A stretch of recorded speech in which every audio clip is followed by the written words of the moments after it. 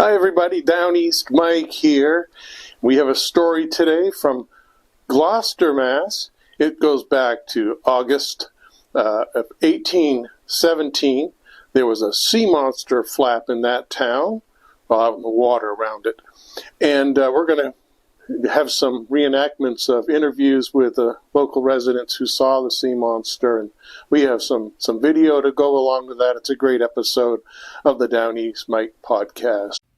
In August of 1817, the people of Gloucester, Massachusetts, found themselves staring out across waters they had known all their lives and seeing something they had never imagined. What began as a single sighting soon became a cascade of testimonies, each one adding detail, each one deepening the mystery.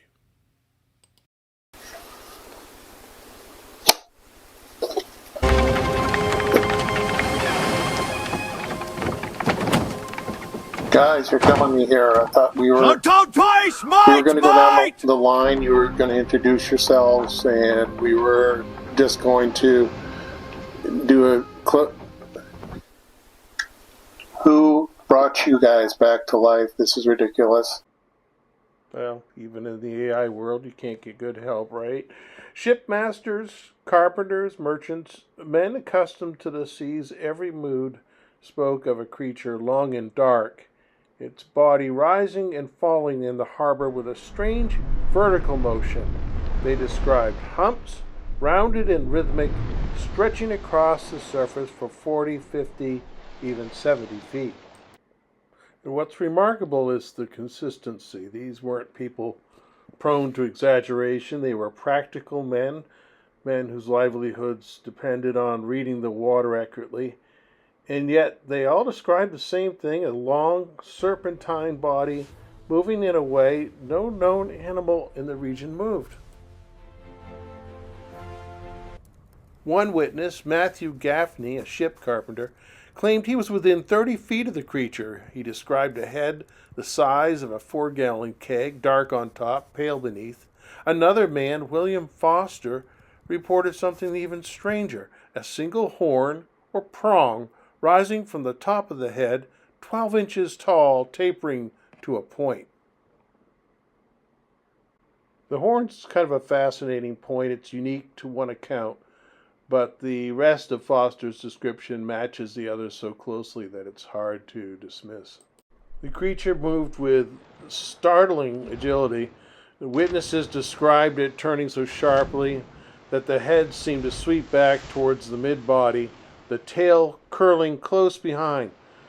One man compared the curve to the shape of a staple. Another said the head and tail appeared nearly to meet. What do you see out there, Mr. Abernathy? It's breaking apart on the shoals. People forget how small Gloucester was then. News traveled fast, and when someone fired a musket at the creature and claimed it sank straight down like a stone, the whole town knew within hours.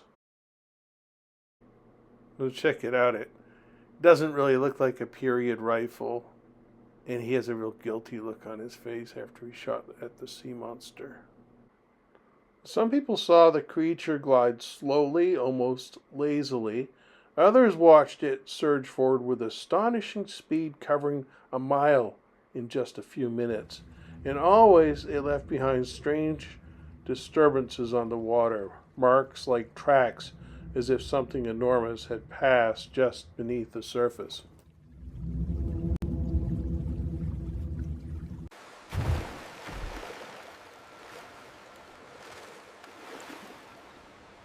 I'm Matthew Gaffney of Gloucester Ship Carpenter. Do pose that on the 14th of August, 1817, between 4 and 5 o'clock in the afternoon, I beheld a strange marine creature in the harbor bearing the likeness of a serpent, being in a boat within 30 feet of him. Another witness, Bill Foster of Gloucester, witnessed an extraordinary sea creature resembling a serpent in the harbor.